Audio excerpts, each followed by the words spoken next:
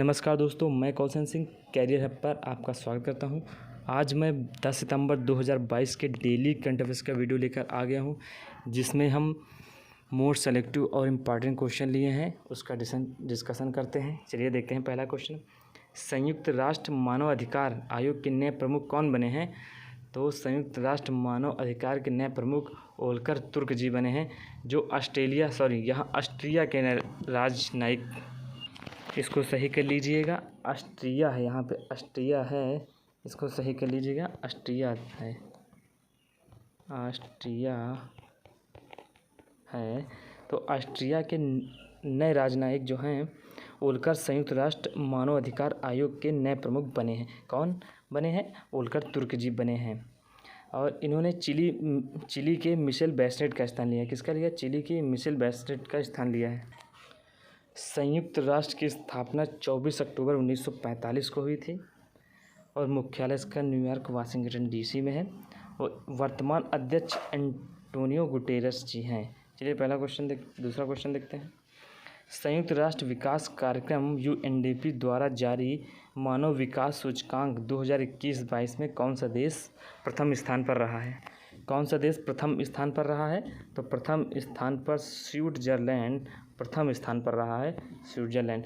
इस सूचकांक में भारत 191 देशों में से 132वां स्थान प्राप्त किया। कौन सा इसका स्थान है? 132वां स्थान रहा है।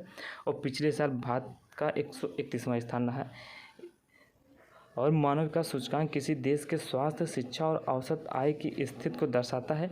इसे 4 मापदंडों द्वारा मापा जाता है: जन्म के समय, जीवन प्रत्याशा, स्कूली शिक्षा और औसत वर्षा।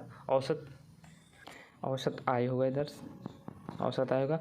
स्कूली शिक्षा के अपेक्षित वर्ष और प्रति व्यक्ति सकल राष्ट्रीय आय के जानकारी देता है। चलिए अगला क्वेश्चन देखते हैं। भूजल स्तर में सुधार के लिए किस राज्य सरकार ने 270 करोड़ रुपए की लागत से छत्ता नामक वर्षा जल संचयन योजना शुरू की है? कौन सी योजना? छत्ता नामक योजना किसने शुरू की है? तो उड़ीसा की सरकार ने यह योजना शुरू की है। इस योजना का उद्देश्य क्या है?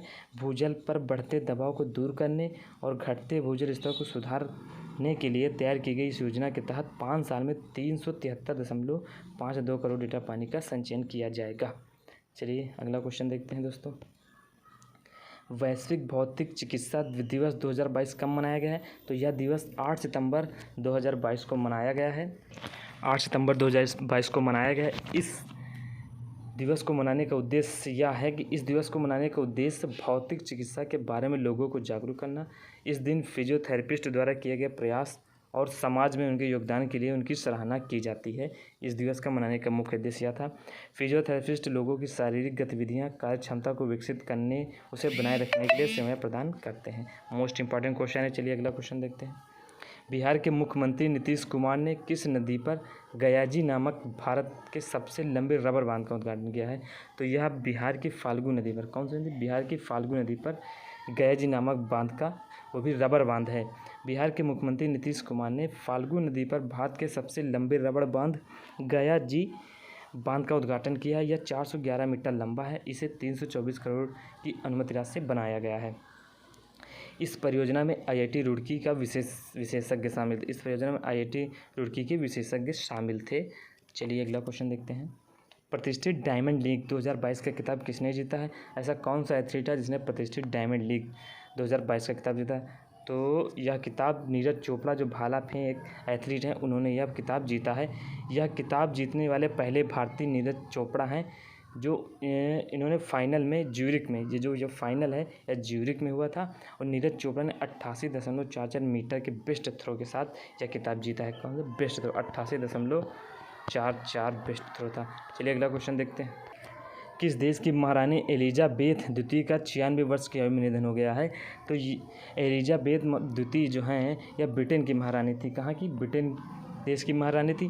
महारानी एलिजाबेथ का पूरा नाम एलिजाबेथ एलेक्जेंड्रा मैरी विंडसर था। इनका पूरा नाम क्या था? एलिजाबेथ एलेक्जेंड्रा मैरी विंडसर था। इनका जन्म 21 अप्रैल 1926 को हुआ था और 5 फरवरी 1952 को महारानी एलिजाबेथ ताजपोशी हुई थी। इनको 1952 को महारानी एलिजाबेथ ताज पहनाया गया था। किसका? महारानी जी का। और देखते हैं, वह यूनाइटेड किंगडम और 14 अन्य देशों की महारानी थी। एलिजाबेथ द्वितीय की मृत्यु के बाद उनके बड़े बेटे चार्ल्स तृतीय ब्रिटेन के नए राजा बनेंगे। चलिए अगला क्वेश्चन देखते हैं दोस्तों।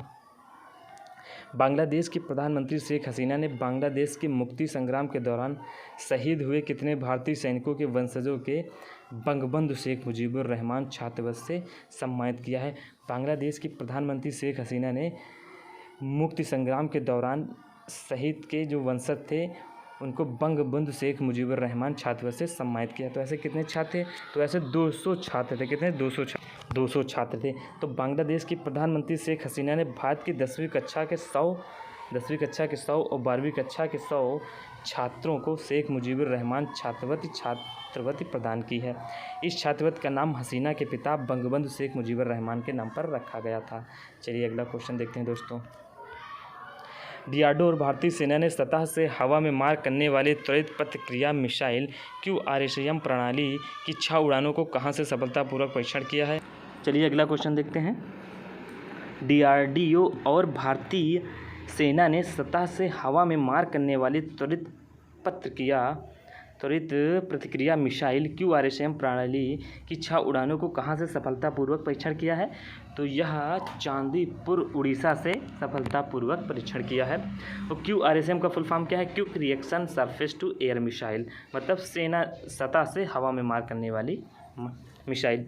इस परीक्षण में लंबी दूरी के मध्यम ऊंचाई, छोटी दूरी के उच्च ऊंचाई वाले युद्धाभ्यास लक्ष्य और पार करने वाले लक्ष्य के साथ साथ कम रडार वाली हथियार प्रणाली भी शामिल थी। चलिए अगला क्वेश्चन देखते हैं दोस्तों। हाल ही में किस देश ने पाकिस्तान के लिए $450 मिलियन के पैकेज की घोषणा की है? तो ऐसा कौन सा देश है? या अमेरिका देश ने पाकिस्तान को $450 मिलियन के पैकेज की घोषणा की है। अभी दिया गया नहीं है लेकिन घोषणा हुई है। हाल ही में HDFC बैंक ने किस राज्य में बैंक ऑन व्हील्स का अनावरण किया है? तो किस बैंक में? तो यह गुजरात बैंक ने। HDFC बैंक 1994 में इसकी स्थापना हुई थी। चलिए अगला क्वेश्चन देख लेते हैं। हाल ही में किस राज्य सरकार ने दुर्लभ बीमारियों वाले SC/ST रोगियों के लिए मौद्रिक संहिता की घोषणा की? तो किस राज्य ने दुर्लभ बीमारियों वाले रोगियों के लिए? तो यह कर्नाटक राज्य में। देखिए कर्नाटक के बारे में देख लेते हैं कुछ क्वेश्चन। कर्नाटक सरकार ने कृषि को बढ़ावा देने के लिए इस आउटरीच के साथ समझौता किया है। आउटरीच के साथ समझौता किया है कर्नाटक सरकार ने कृषि को बढ़ावा देने के लिए आउटरीच के साथ समझौता किया है।